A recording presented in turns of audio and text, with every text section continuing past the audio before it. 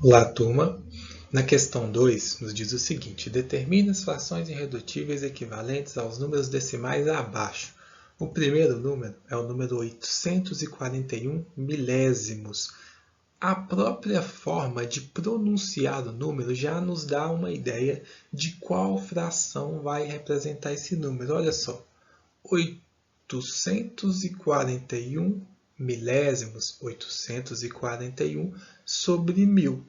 Então, você conta o número de casas decimais após a vírgula, 1, 2, 3, e coloca a quantidade de zeros correspondente. Sempre o número de baixo vai ser um múltiplo de 10, né? Então, eu tenho aqui 1000, 3 zeros após o 1 e 3 casas decimais após a vírgula. Eu tiro as casas decimais, 841 sobre 1000.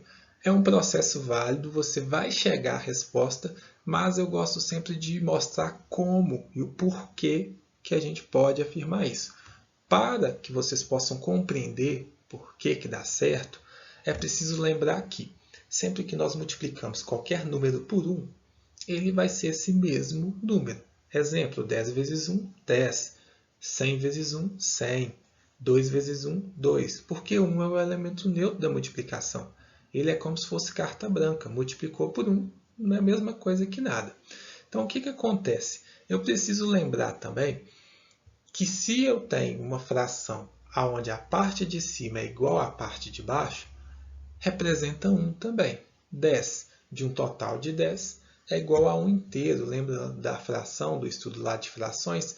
Ou também do fato de que se nós dividirmos, né, porque essa barra da fração aqui também significa divisão, se nós dividirmos 100 por 100, é igual a 1. 2 dividido por 2, igual a 1. Isso é algo válido para lembrar. Então, aqui eu preciso lembrar que 10 sobre 10 é igual a 1, 100 sobre 100 é igual a 1, e 1000 sobre 1000 também é igual a 1. Olha só as duas informações. Todo número multiplicado por 1 é ele mesmo, e dois números iguais divididos, né? Se fazer uma divisão entre dois números iguais, é igual a 1. Isso nós vamos utilizar para reescrever o 841 milésimos, só que agora, ao invés de multiplicar por 1, que não influencia em nada, ele continua sendo ele mesmo, nós vamos multiplicar por 1000 sobre 1000. Ou seja, ele vai continuar sendo 841 milésimos, só que de uma forma diferente. Porque quando nós temos, né, multiplicação de fração, eu multiplico a parte de cima, os numeradores, e multiplico os denominadores. 0,841, sempre que eu multiplicar por um número, pessoal, por 10, por 100 ou por 1000, eu vou olhar a quantidade de zeros e andar com a vírgula com as correspondentes casas decimais. Aqui eu tenho 3 zeros, eu vou andar a vírgula 3 casas para a direita. Então, olha só como é que vai ficar 841 sobre 1000, porque 1000 vezes 1 é 1000. Por isso, né, por este processo todo, que nós podemos pegar esse atalho. Lógico que o atalho sempre vai ser mais fácil, mas a ideia é que aos poucos você compreenda o porquê que você pode pegar esse atalho. Exemplo, 2,65, 2 inteiros e 65 centésimos. Nós precisamos lembrar que só de falar centésimos já dá uma boa ideia de que o 265 vai estar dividido por 100.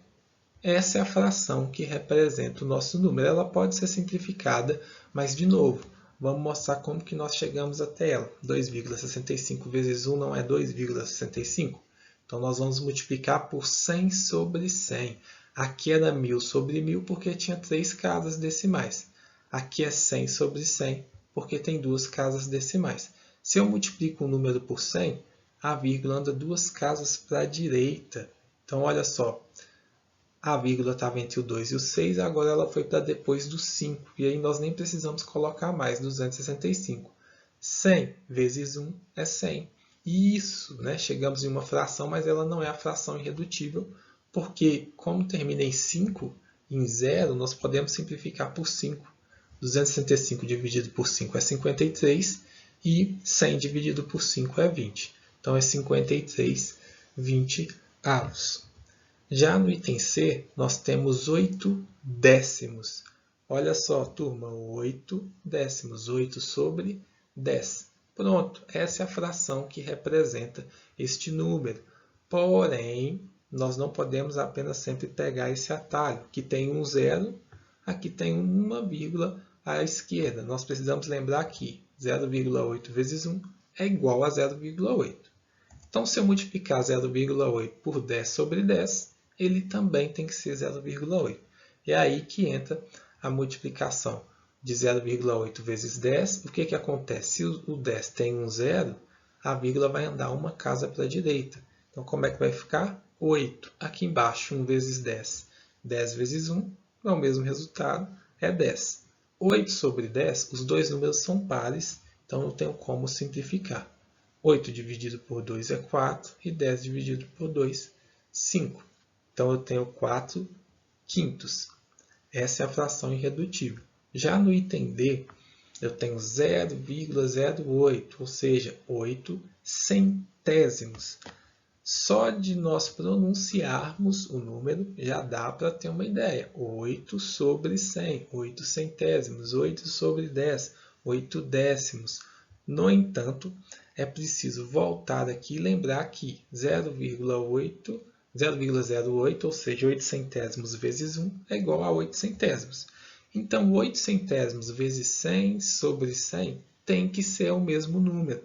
Já que ele é o mesmo número, vamos fazer a multiplicação. Duas casas decimais aqui, olha só, e 2 zeros, né? Então, isso faz com que o número seja, com que a vírgula ande sempre para a direita. A vírgula vai passar algumas ordens, né, algumas casas decimais para a direita, e aqui embaixo 100 vezes 1 é 100. Como os dois números são pares, eu consigo simplificar. O 8 é um múltiplo de 4, 100 também é, 8 dividido por 4 é 2, e 100 dividido por 4 é 25. Então, 2 sobre 25 é a fração irredutível. Dependendo do nível de aprendizado que vocês estão, por estarem no sexto ano, você vê a forma que melhor te atende. Independente da forma que melhor te atende, para compreender como que transforma, vocês precisam compreender o processo. Depois que compreender o processo, aí você pode pegar o atalho sempre, mas não fique só, né, no atalho, porque senão você não consegue agregar um sentido a esse cálculo, beleza?